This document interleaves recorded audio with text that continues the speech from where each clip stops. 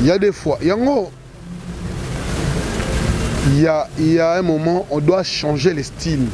Un journaliste, tu fais une émission, tu débutes en français jusqu'à la fin. Il y a que les Français. Parce que c'est difficile d'injurier quelqu'un en français. Mais c'est facile de le faire en lingala. Même le Moussaka là, à chaque fois quand tu lui reçois, tu lui tends le micro et directement il commence à dire des sottises sur une personnalité. C'est ça qui tue le métier. Normalement, Moussaka ici la rate. Non, c'est comme un exemple que je t'ai donné. Donc c'était une fois en passant comme ça, je vais t'expliquer un peu. Tu vois des fois, tu peux prendre même ma petite sœur Gloria Olang. Tu fais une émission avec elle. Et tu commences en français. Maintenant, tu demandes à l'ouverture, tu peux injurer quelqu'un en français. Elle aura des difficultés de le faire parce que elle le fait en français. Vous savez, vous même...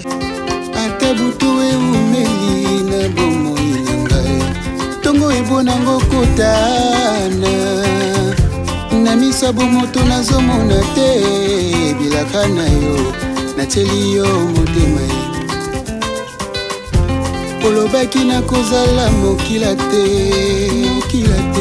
na kozala moto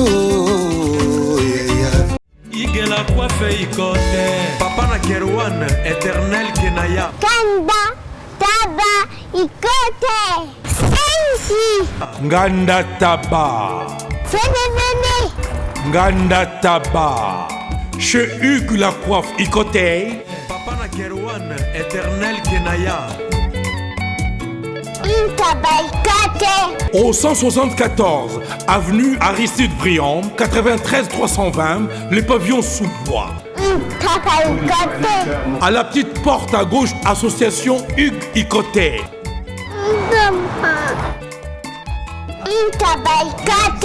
01 41 55 0000. Ntaba Ikoté. Descartes Construction et yeah! Fini l'inquiétude pour la réalisation de vos constructions de rêves en RDC au prix imbattable. Grâce à votre entreprise installée en RDC uniquement pour vous, spécialisée en construction, réfection, bâtiments, immeubles, vente de terrains, travaux publics avec les ingénieurs architectes qualifiés au prix incroyable. L'escarpe Construction est aussi spécialisée en luminosité des bâtiments et éclairage public. Installation des systèmes d'alerte, intrusion pour des maisons et véhicules et tout d'autres services. Nous acceptons aussi les paiements par tranche au prix incroyable. Pas d'hésitation avec Descartes Construction. Vous serez jamais déçus. Pour tout contact, notre email est descartesconstruction@gmail.com. Notre numéro de contact plus 447 93 92 82 813 et appelez-nous pour Kinshasa plus 243 89 91 56 86 2. Descartes Construction à Tozana Mbongo Moké, opération Tongana RDC. L'agence d'export et d'import Michel Atlantic Shipping. Et yeah, bana ya Canada, bana ya USA, bomitungisa lisusuti. Pour tous vos achats et ventes de voitures, pièces de rechange et les accessoires possibles. Na koti na ba koli na bino na Kinshasa, bomitungisa penza te. Please, bakoya kozwa koli tina ndako. Pour tout contact, benga Michel Lukadi. Plus 1 508 371 60 43 USA na Canada. Pour la Kinshasa, benga na plus 243 89 551 30 38. Michulu Atlantic Shipping. Yaboye. Bazuwapi. Raph Ngindou, félicitations pour la promotion, c'est la rapport d'artiste. Que Dieu te bénisse. À connaît pas demander, il n'y a rien en face. Congo promo Raph Ngindou nde na nenga mabete Congo promo Raph Ngindou aza mutu aza na mbongo boga aza na bakara danger donc ya mutanzala te En tout cas, félicitations, merci Sito Oumela. Raph Ngindu, le présentateur de la force créative Congo Promo. Borotos à la force militaire de Congo Promo. Et faites comme moi, allez voir Congo Promo, tv5.com. Donc au nom de Jésus-Christ, nous bénissons le Congo Promo. Avec Raph Ngindu, Congo Promo ne tombera jamais. Nicolo Congo Promo Ndé. Ouais, Balobi Raph Ngindu. Congo Promo toujours, grande puissance. Come on. Congo Promo qui torcos net in a film. Congo Promo, babunda nanango. Raph Ngindu. Congo Promo. What a plus, what a boss là. Bonjour tous chers internautes, bienvenue dans votre grande émission, la seule émission qui vous donne l'actualité, les news, c'est avec Yves Ipan, tous directeur des infos. La fin avec la série continue toujours dans votre site Congo Promo TV avec le boss américain Raph Ngindu. Merci à toi, c'est Cédric, le chef des sorcières. Mambote Belé, normalement la bicho Milin, c'est Mamote, mais tout ce pays l'ambétour, maman Likel, Mabalobili, Kelemba, tout le monde. Donc déjà, Nicole Nzemba balé, Noé Belé balé, il vit pas une fois à maman mille. Et ça a plaisir ceux qui te sungi et car on est bilive pour fondation, tout ce qu'on m'a fait faire l'un sur la ville de Kinshasa. Et merci n'a pas de moi à mon cas à cancel le vœu parfait sur la tunga d'accord. Poupon Digbo na kati ya Canada wana bamote belé moi mobali ya Ngambe ya Boga bamote belé na John Lubila ba exé belé Jean Moulumba était stade de Bruxelles le professeur Claude Ndomba si bamote belé et l'appareil Jimmy Dilantoto bamote belé aussi na kati ya Paris wana et sans oublier mon vieux Dominique qui est le 100% Moussaka ta vraiment na Londres vient na Jean Robert Kala le savant de la RDC moté maman la biso Nicole maman la parfaite na kati ya Paris et pembeni wana na zomona déjà mon ami privé hein papa na Riben que c'était bon JV Service, agence Assir, José Baïla, agence pas comme les autres. Voilà, nous sommes déjà avec Ndekona Bisso, Gabana Bassele, Pierre. On a bien bon parce que na yebi, tant on va penser qui est moi, qu'il faut, na baptême quoi. Gabana Bassele bonne santé yo et puis Gabana TV. Merci, merci famille. Tant on tourne en maram na Bisso, au banda de Bisso na chaîne na Bisso. On a Gabana TV, ça idéologie à Noko, Souka na Noko. Maman na noko voilà donc ils en ont bien et santé na raison normalement au monde parce que na route attendre la journée na bimi na lié mais na Gaillard et donc Gaillard on peut comme ça on venir net ba musu net kaka kolo gabana wala mais moi la kaka ya ba génération mo mukolo za mabete obi que ton noko ton boulé ah ngamukono comme mukolo penza donc ngamukono comme mukolo to comme mukolo ngo parce que là bani ah ngande na jour na zonga mona mukelo ke bazonga sumwa mukete donc voilà donc to comme mukolo to consommer ki mukolo na biso et l'essentiel est que nzamba ba toujours na bomoi donc kufa ngo to comme mukolo voilà yo za soko batami o monanité mo maman ko boyaka na information boyaka toujours na babilo ko mo boye ça la plaisir na bande bota sur libanda mikili ya poto Nino memeli bango les sous parce que Gabana Bassele monto ya ba créativité makasi. Non même le hôtel 17 je non banda déjà ba émission na mi balé na RTNC. Enfin non banda parce que on a qui senga il faut na côté mon recyclage parce que RTNC to voyez il faut balaxo mo ma belé mago yebi belé mais il faut balaxo mo belé et je crois d'ici mois prochain Tobanda les noms dits de l'artiste et puis Tobanda Club des Stars donc voilà Club des Stars, il y a un Club des Stars oui bon Club des Stars années yo mon représentant oui moi Club des Stars émission il y a 45 minutes et émission mutu moko ya mbaka mutu bon mélanger kana nini parce qu'on habité non lui yo moko autour yo moko nini pour nga ça émission ba 2 heures du temps ça émission ba 2 heures du temps ça émission ba 1h30 minutes ba émission ba 1h du temps complet na sala normal non tu dis que émission les amis plus il y a ba si na kati RTNC parce que Gabana Otoko récemment même pas 3 ans na RTNC mba moko zo Club des Stars au moment que yo moko pe ozobanga poison parce que kuna basango na ndenge tambola mona mainga na bangelo bien on moni partout poison même na monde na biso yebi combien de journalistes batila baninga ba poison ba journaliste belé ba kufa lelo ba poison voilà quand la million na biso ka des arabes journalistes chroniqueurs de musique bati et belé batila ba poison yo ka poison ça ezaka kuna pa na biso te tant que bimbino bo imaginer ka ndengo wana ina derrière ça ba doit kufa na maladie normale mais bilo bulaka o atteindre poison OK poison ça quand yo mona na vana sur million de journalistes pour vandi bon te Avant d'avoir mis les journalistes, c'est surtout parce que les gens qui existe wana, bamba so zawana, kindoke zawana et puis maman belle besoin la carte. Il arrive à Belgique comme là, maman ndongo. Na sotango parce que na nzambe wangai. Nzambe wangai la sanga ke ba kotalo kina nga plusieurs fois. Nga na la place musu to vanda boye. To vandi bo dans l'ensemble, to vandi pas na ba empoisonner akufi. Na yebi biso na biso. Ils ont raté milliers de journaux certains non. Ils ont raté des nzoko. Et ils ont posé à Nîmes. Ils ont raté des guerres certains non. Ils ont raté des mamilles là, nzoko na mamilles là donc fanatique na ngai non cela veut dire même ba cop so apesa ngai ser na ngai na ya mamilles là. Ya mamilles là kotata la ngai wana ya la ngai. Kotata la biso ya ngwana. Ils pan pas yambio kito. Ah minga so kito no ina. Alors no ina to. Donc il y a beaucoup de tapesi ngai club de stars. Même les noms dits de l'artiste, c'est lui qui m'a donné. Ça c'est bien. Mais il faut y penser. Il parle oxygène. En fait, qu'est-ce qui se passe dans le monde d'Abisso? Et donc, ceux qui Gabanamo a la chaîne privée. En fait, depuis une chaîne privée, on a la cantine déjà. Depuis une chaîne privée, on a déjà. Alors, tant qu'on a mon ça vraiment. Avant de musique, sur place, il faut que nous faut bangaï. Nous gabana noko ya rosaranate donc maman na noko. Pour vous la grand prêtre, vous allez grand prêtre mais noko balugage na mariage.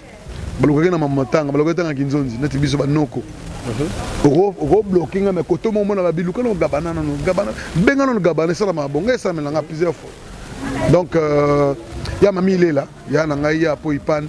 Bango na ba soutenir na RTNC soki lelo ba me fungwa mina RTNC na ba journaliste chroniqueur ya musique eza bango mi balende ba tchenga po makasi na RTNC et so on a gabana mais gabana les activités mais toujours propre aza boy c'est parce que bande wala mi balé wana ba sali tout ga comme na moment ko na kima ba ina nga ba viana ba katate ba viete nzoka ba ka ba to za na ba to za na ba onde ba cha ba kal.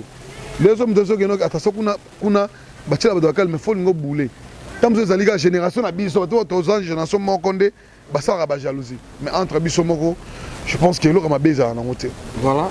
Je pense que l'autre m'a beza na ngote ba moto belé la vie na biso Laurence le silencieux motema Chantal et Sabé ba vivre les mariés ils ala rabe baza na miki la poto. Ah, tu sais, là, pas caqué, bimada, l'os le silencieux. A Epsinga Koutou, à Baxelanga Moussous, vient à l'os le silencieux, en tout cas, ma maman te belé, maman Chantal et Sab, et la solo, là, bangotou. JB Service, il y a José Baïla. Oui, bonjour papa. Allez, comment t'as réussi? La dans la bureau. Ngane Mukolo agence José Baïla. Agence César basée à Rennes. Tous les voyages, ceux qui biloko comme Ninga Mona ya kapuna kabula biloko ba dérive za les belete quoi. José Baïla, JB Service, Europe Mobimba, atie biloko pa na yo. S'il vous plaît papa, biso awa na JB Service avant que soit colis na yo, il faut qu'on vérifie ceux qui biloko on commis très bien. Ah, muto mukilité. Soudain pour tout t'attirer collier. Bah refoulez yo. Et puis collier on a déjà signé. JB Service. Bah les sa pote, on est sur le loc. Et ça on va dire ça simple. Station s'intéresse na simanango okomona JB Service. Zélana. Quelle amène bah c'est carte mémoire. Oui ziga. Hugues la coiffe Icoté. Et enfin, je suis arrivé. Salon Hugues la coiffe Icoté. Non seulement c'est un salon de coiffure, mais aussi une machine de transformation des hommes et femmes. Regardez-moi comment je suis. Vilain. Mais attendez, 2 minutes. Bogart. Vous allez voir.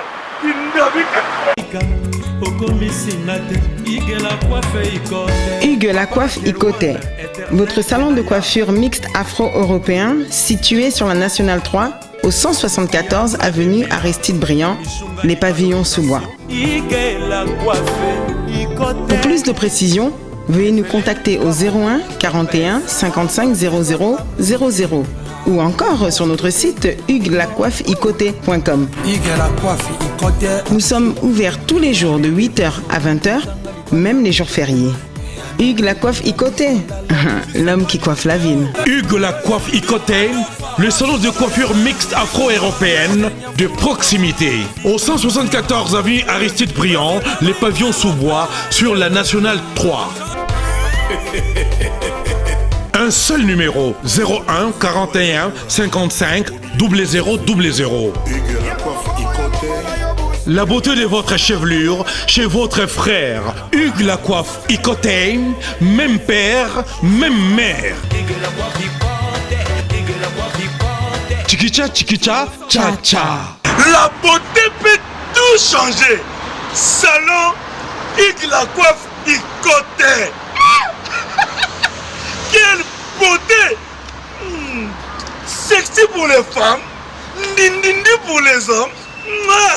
Non, je l'avais l'eau, ça l'a plaisir. Donc, là, on appelle sur Moutou. Il faut se donner en considération. Pour moi, il y a un respect. Non, on appelle sur Moutou, Moussou Asika. Ouais, ça bien. Hein? Après, ça, on a boutou et ça tout. Il y a personne qui a moi. Comme les couples, personne qui a boutou. Il y a un couple Moussou, couple Bokana. Roger Bokana. Ah, Roger Bokana, tu bois déjà. Roger Bokana, na maman. Si tu bois, tu mets tu bagui sur les gars. Si on a ici, naza son appelle sur Moutou, faut zoyer. Donc, baza Roger Bokana, na couple Moussou, ba so fanatique na yo. Pour yo na France, batala o mingi. Couple Elumbu. Au filet bas, Ricardo Elumbu maman Deli Elumbu. Donc, yo ba fan na yo. Et puis na sœur na biso na vous avez joué na fête wana sœur na biso nani comment on comme kimi à Canada c'est dans d'avoyer comme kimi maman qui to luango to jouer bosani maman Rita. Ah Rita, voilà Rita. Donc je pense qu'à la biso là son a pression mutu faut bloquer. Et puis na couple mususu te wana bombi wana tombo ya. Donc c'est pour dire que plaisir ezali ceux qui relation faut ba entretenir en et là ça la mabelle na Congo et ça que mutako linga azala pembeni na yo apporter un plus maman na mon panzi bo lisolo mato ebeta ma ate yete montre yete donc voilà ça dérange un peu mais on est là et puis avec une nouvelle émission deux de mes nouvelles émissions à RTNC. Très bien. Et Gabana, c'est les lectures de ça là, comment on a les journalistes, les chroniqueuses, les animateurs, comment on a les leaders, et puis les leaders d'autres n'ont pas battu, les finga chroniqueurs, les finga journalistes. Lectures de ça là, tu vois. Tout le monde a déjà dit qu'on a vu Gloria Olangi, Mikolo, on a fait rigoler, Mabeza Makasi. Tokiti, les musiciens ont fait rigoler, les danseuses, les attaquer aussi Gloria Olangi. Pour nous, les gens qui sont en train et pas les chroniqueurs, les leaders. En fait, il arrive des fois, les musiciens chosifier les animateurs ou les présentateurs. Ça, c'est qui est mauvais. Mais il faut faire attention. Parce que Bisso, tout ça, Moussala Oyo, ils ont gagné peine à Bisso. Mais, on a le constat que et belé peut pas comme déconner. Voilà ba chroniqueur. Non, non, ba chroniqueur té. Ba internet. Beaucoup déconner trop. Vous déconnez beaucoup. Comme na ko déconner penza ko déconner. Jamais journaliste a dans la guerre na musicien.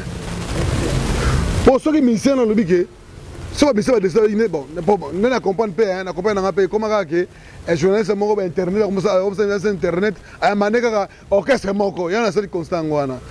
Pour si réellement que journaliste a besoin de musicien, on ça jamais guerre na musicien. Il y a un moment la porte-parole belé, a une information en musique, et orchestre na bango, na information au finga de comment bongo. Mutuka gloire au finga ferretin, la logique. Parce que ce qu'a fingi ferré a fait un peu Kofi, a fait un peu Fali, a fait un peu Ouira. Moi je pense que c'est pas une bonne chose. Non, même Bango, journaliste, journaliste na moi seconde, à cause diminuer au pays. Mais bino ba intérêt pas journaliste, nous avons animateur formé, animateur culturel, c'est la moukane problème de papa. Non, ils ont un bagage de contact avec les journalistes. D'abord, il y a combien de bateaux, il y a un diplôme, maye la mutu ezate vrai zo ba penza yebite te batango pe bazali na net pe bazali na ba télé pe bazali ya expliquer boy il y a des fois yango il y a un moment on doit changer les styles. Un journaliste, tu fais une émission, tu débutes en français jusqu'à la fin. Il y a que les Français. Parce que c'est difficile d'injurier quelqu'un en français. Mais c'est facile de le faire en lingala. Même le Moussaka là, à chaque fois quand tu lui reçois, tu lui tends le micro et directement il commence à dire des sottises sur une personnalité. C'est ça qui tue le métier. Non, c'est comme un exemple que je t'ai donné. Donc c'était une fois en passant comme ça, je vais t'expliquer un peu. Tu vois des fois, tu peux prendre même ma petite sœur Gloria Olangi. Tu fais une émission avec elle et tu commences en français. Maintenant tu demandes à Gloria, tu peux injurer quelqu'un en français. Elle aura des difficultés de le faire parce que elle le fait en français. Vous savez, vous pouvez même suivre une émission dans une chaîne quelconque où tu vas voir même les vidéos des émissions. Il faut savoir suivre les informations à travers les internets. Tu verras, il y a beaucoup de choses qui se passent là-bas. Même il y a des Ivoiriens, il y a des fois ils font des pièces de théâtre en français, même s'ils ont un sale français, mais quand même par rapport à nous, et font des efforts pour que les gens puissent savoir comment où vont leur culture. Mais chez nous, c'est difficile. C'est de voir quelqu'un peut prendre même 3 minutes. Oh, d'abord, ça en français. Ça fait combien de minutes déjà? Même pas 3 minutes. Ah, même pas. Mais ça va combien de minutes à peu près? 1 minute 30 secondes. Parce que ça, c'est ce qu'on a dit. Mouto, lobby, on a fait 1 minute 30. Tu crois que c'est aujourd'hui pas français? Dans la bine, on fait en français, ça passe. Même au cours de la famille éducation français. Qu'on fait en français. C'est là. On peut plus au tchal l'anale. On peut comme ça à Moutou. Au tchal l'anale. Que bon, la papa.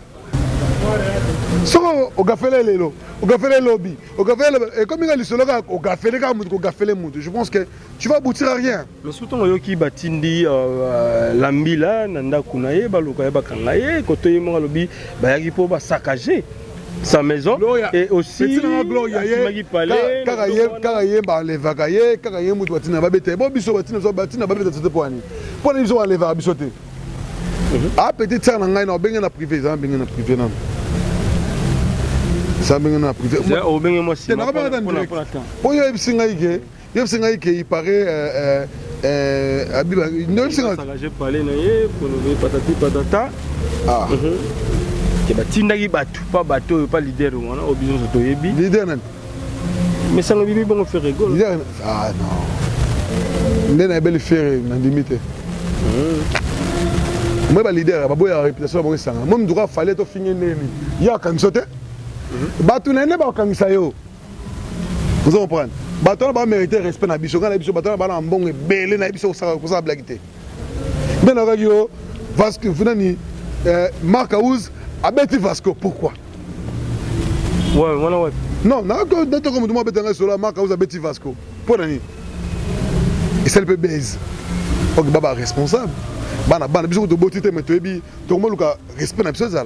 Est-ce que ça sert à quoi? Mais peut-être l'internet, c'est comme difficile. Sociali, au tel image, il voit jamais au moins Gourou, Michel Gourou, Abeti, a fini Boiri. Non, en côté. Non, oh. Il fait qu'elle est très fâchée contre. Oh, Marc Aouz a poussé. Donc, comment on a donc, une vidéo avec les Congolais, a bêti le coffee, a kangissi, a fini. Donc, il y a un titre comme ça, succès. On peut le YouTube et tout ça, là, sondage. Tobimi en Afrique, Tobimi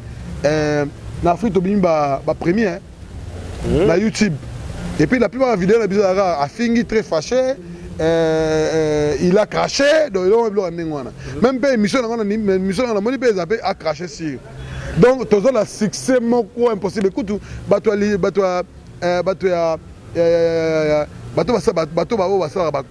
littérature, conférence, c'est ça le Maroc. Mais écrivain, non, terme, il a craché sur. Il faut bapesa biso mwa trophée mpo toza na top mikolo oyo. Donc acraché très fâché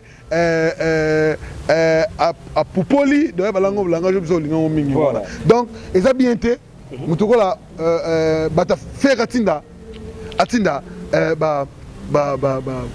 batuna ye babeta nani comment nani babeta Gloria journaliste.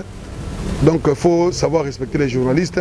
Et puis eza mabe Gloria faire un colonel musika ko banda pe faire robotai. So la nebe faire robotai. Mais ce que hier Gloria finga faire très bien été. Na bien été. Bon, ils ont normal hein, mutu mta vandika ba lamuka sali chaîne na e a comme journaliste bon c'est normal hein. Même si on va journaliste biso bana pe journaliste ba boya de ba mais biso zaki ba ya ko cracheter zaki ba ni musala sali 12 mois les gars na TVT jour le qui impacte les wa sozo au sala émission aujourd'hui plus de 200 et quelques messages émission en différé. Donc c'est pour dire que il y a des bêtises qui se passent dans nos chaînes YouTube. Il faut savoir accepter, mais moi je ne suis pas d'accord que faire Atinda Batupo Bakanga Vasco Bakanga Gloria Toba Boma Gloria, moi je ne suis pas d'accord. Et Gloria, je ne suis pas d'accord de toi pour faire Azam Kolonae. Tu dois respecter faire Am Kolonae, soit journaliste, soit journaliste. Il y a Hervé, papa Hervé. Ça papa, ça responsable. Il faut éviter, l'homme il faut éviter. Tu peux s'arrêter, limiter leader mot préféré au vent des bois. Je pense que c'est important. Voilà. Parlons un peu à ce qui concerne la participation de notre CG. Je veux français. On a besoin de Vasco Mabiala. Vasco Mabiala, na Katiwana. L'article sur la parole. D'accord. On se peut lire. On se rappelle la maman il est là non c'est pas pour ça. Vasco, on a dit que Vasco a Mengebima. Non, oh Menga. On se peut pas balongo. Na se peut parce que Ferré Vasco tient des erreurs rebelles. Sur yo qui logique ba ça. Que Assim si Ferré ba touche rebelle na mama d'administration. Maman bongo bon, on habité ma cuisine interne mais moi je te dis oh ngana yebi. C'est va suspendre faire à bolo les tazazoa qui zengite avant de ga bazui azui Vasco à Longoli. Faire responsable hein. Faire responsable. C'est pas avant de ga boyer à la liga la munga boyer Vasco Longwana. Et puis Vasco de lui-même il sait. Vasco a dit que soit mon gars des fois dans la vérité. Même Vasco de lui-même tel qu'il est, a dit que soit très bien. Tu as un problème n'a été, mais je te dis où est la réalité. Malgré ma mobi a canné la ba journaliste c'est belle hein, n'a pas canné la maman mon Vasco. Ah bien là niveau Kenya bi yo so na. C'est comme moi que maman on a bana ba sele. Azora si comme le mobile. Pas même. Ils ont on a eu pelo se payer le côté micro répétant avant deuxième fois la zawana répéter micro mon côté notre pelo. Blaise Polo. Sans blême. Blaise Polo. Azagot. Ah. Oui bien. Blaise Polo mutu na ngai faire se payer pour le côté. Na iboy. Zénith faut faire à Betarawana.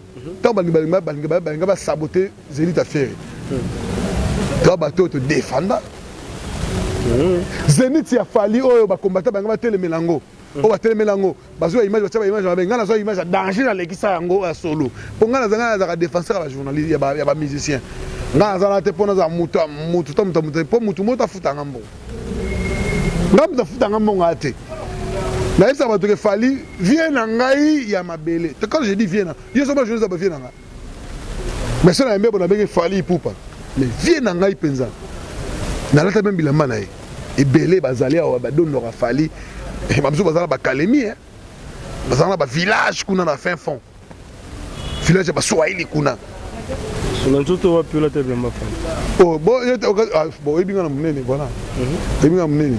Est-ce que ça que notre titre collaborer fallait les gars tu as pas bataille ouais venir mais pour venir ngai ça c'est bon bien mais maintenant c'est quoi on mani biso to koli na bonne famille fali ba ko na bonne famille sikoyo fali na grand frère na fila basele balé bana moko ba dépendre na mbongo ba parenté ba dépendre na ba lingi ba ka na musique ne e robimisa bango fali papa na mbongo papa Faustin il avait beaucoup d'argent.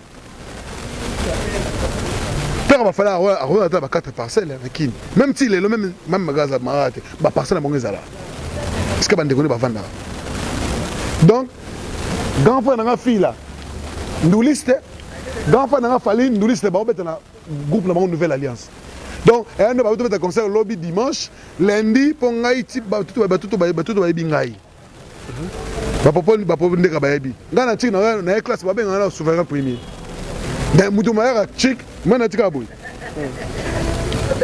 polo ya pembe na tuna pantola boy na koti na chic na zo court donc bazoma on mo foyi mo be na ngaki chic ya sakalati et moi na ba idéologie na bimisa rebelle et ça idéologie ya ba noko cela veut dire na mona na timbela makambo voilà mona timbela makambo mais lelo makambo ngoti na justice bafundi Vasco Mabela il faut samba parce que na comme ya faire rigola toki makambo bimé belé na santa makila na zaki hôpital na kufi sango panzani o akufi sango bimi makambo bimi ebele na sima na $50,000 na sima kaka ya makambo pour notre yoki les lois de Konabiso en justice na faire rigola et ça le nene on a pas qu'on s'appelle là afu kama na gasi nga pardon bon pour parce que na mo so na faire était na parquet alors à faire aba moi le bon abiso o to benga lontei abi lontei ndeni no tuna ba len jondo ba ebit na yana kimongo lontei so biso baka na lontei lana onge banini et ça fier tonini aluka faire à 5 esquisses parce que même la justice ceux qui bafundi on a parquet baki samso babo samba oyema na sengi bolimbisi na ona sa na lobaki limbisa ngai po so beba ke mambongo parce que perdre au dépasser mbongo a gagner ferreté d'ailleurs so ça diffamation calomnieuse des armabé so bi que ça dit aux salle diffamation calomnieuse a encore la prison o ga ça dépasser mbongo na avocat ba ya tête rolonga poser rolonga dossier wana Torolonga parce que ça la mise sur makasi. Or parce que ça na bateau balingaka ye. Ba ba na sima faire. O ba libanda. Ana ba famille na ye. Mais ça na bateau tu ba ki ba de sima faire. Yo ka bateau ba négliger faire ba pese mbongo po ino okota studio pour ça album. Po bo bango po ka bateau balingaka no.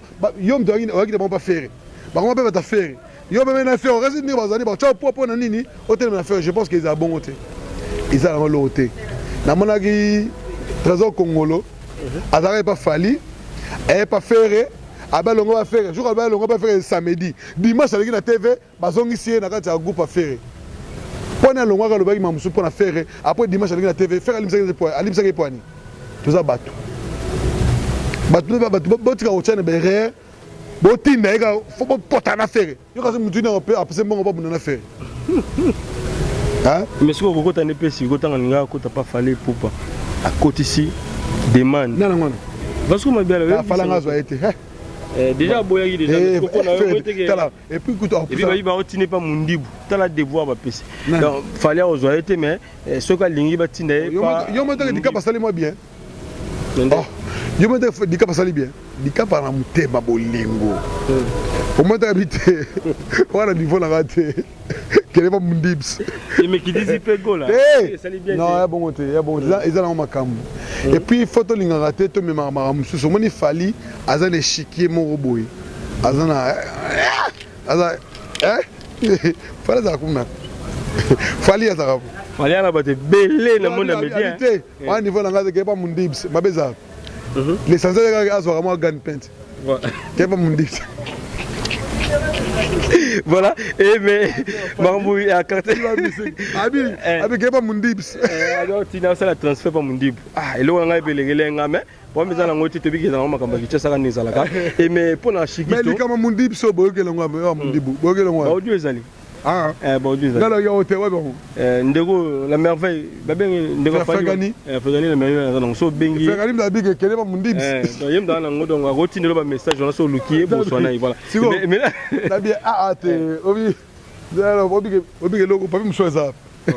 Yo ina Vasco c'est peli magasi na biko c'est peli mais ça va être c'est pas Vasco brûler mais ce qu'on est bouzo bande de ça là ko yana ça ba tout ba permis na ba leader bino bande na bango bo ça bango tant bozo na ba leader bande bo ça bande na mito banzo na ba leader ba respecter presse ba respecter presse pourtant leader on a au bois kayo ton leader on a ko kufa boko mara ngana bi te belé bano négliger biso bado finga so pemene tant ala pemene ya leader moi nene tant leader akufi amema ngeno to pesi mukongo pesi mukongo ko to mondeni ko bien po to no pas fallait parce que leader azana bomoyi wa biso ko to musique ko s'occuper mingi na musique na o ya tiki to promouvoir ngo ibina le souste na te fait na senado donc avant de diminuer tout le monde non papa yete mais lelo veut beaucoup la koufa mais biso moi la musique avait beaucoup là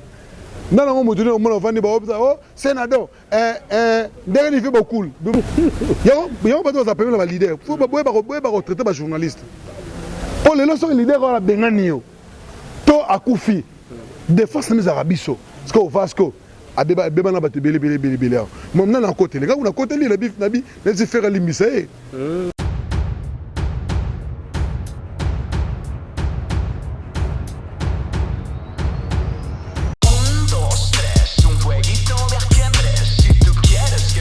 Bonjour à tous, vous êtes sur Congo Promo.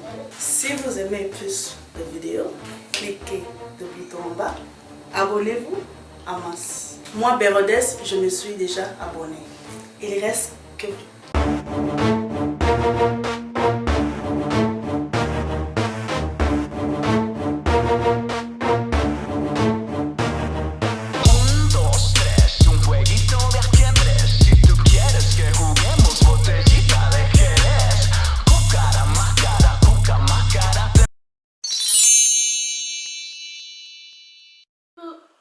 Coucou, c'est Nathalie Makoma, promo sur CPLA TV. CPLA TV Box est commis à 55 livres. Et encore plus, 10 jours gratuits. Et encore 15 livres par mois. Abonnement à CPLA TV. Oh mon Dieu. En profitez. Boya parce que promotion. Ah, et Zaline copier la moto. CPLA TV. Wow. It's the best. Nathalie Makoma, à bientôt.